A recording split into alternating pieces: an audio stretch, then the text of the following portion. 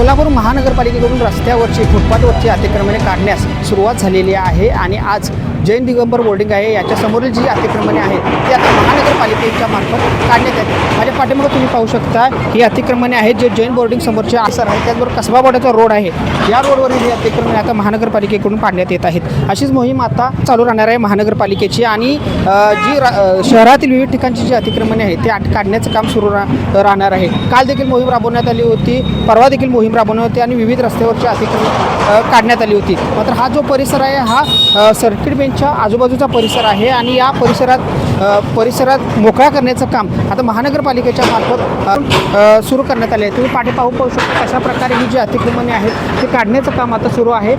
बुलडोझरच्या साहाय्याने महापालिकेच्या अधिकाऱ्यांच्या आणि पोलीस प्रशासनाच्या उपस्थितीत ही अतिक्रमणे काढण्यात आहेत। माझ्यासोबत धनवडे सर आहेत, त्यांच्याशी बोलूया नेमकी किती अतिक्रमणे काढण्यात येणार आहे काय। आज माननीय उच्च न्यायालयाच्या निर्णयानुसार कोल्हापूर शहरातील सर्व रस्ते आणि फुटपाथ अतिक्रमणमुक्त करण्याविषयी आपल्याला आदेश प्राप्त आहेत। त्यानुसार आजची कारवाई चालू आहे।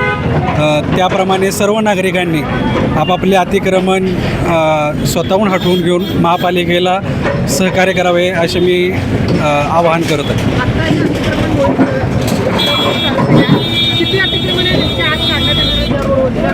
या पूर्ण रोडवरचे सर्व अतिक्रमण आता आपण जेवढे आज दिवसात होईल आणि ही मोहीम परत चालू राहणार आहे। मी रविराज, कोल्हापूर।